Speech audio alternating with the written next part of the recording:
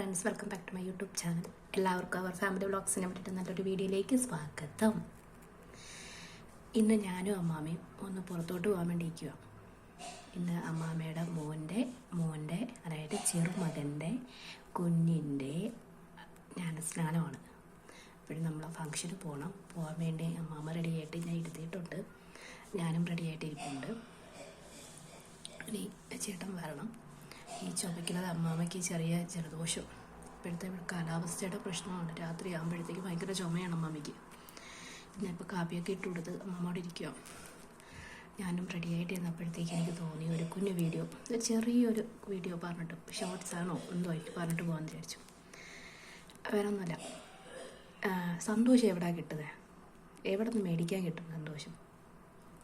ഒരുപാട് പേര് ഞാൻ പറഞ്ഞു കേട്ടിട്ടുള്ള, എനിക്ക് എന്തോ സന്തോഷിക്കാൻ സാധിക്കുന്നില്ല, എനിക്കെപ്പോഴും സങ്കടമാണ്, എനിക്കെന്തോ ഒരു വല്ലാത്ത ഒരു ശോകം അനുഭവപ്പെടുന്നു, വല്ലാത്ത ദുഃഖം അനുഭവപ്പെടുന്നു മനസ്സിന്. ഈ പറഞ്ഞ ഞാനും ചിന്തിച്ചിരുന്ന സമയം ഉണ്ടായിട്ടുണ്ട് കേട്ടോ.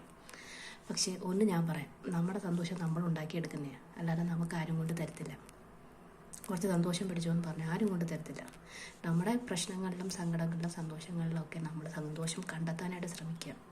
പിന്നെ സങ്കടങ്ങൾ ഉണ്ടാക്കുന്ന സന്ദർഭങ്ങളിൽ, വ്യക്തികളിൽ, സാഹചര്യങ്ങളെ പരമാവധി അവോയ്ഡ് ചെയ്യുക.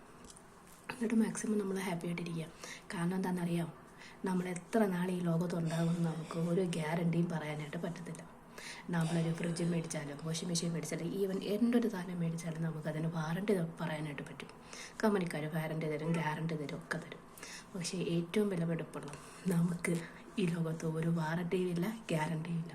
So be happy, B cool, B pleasant mind. Thank you.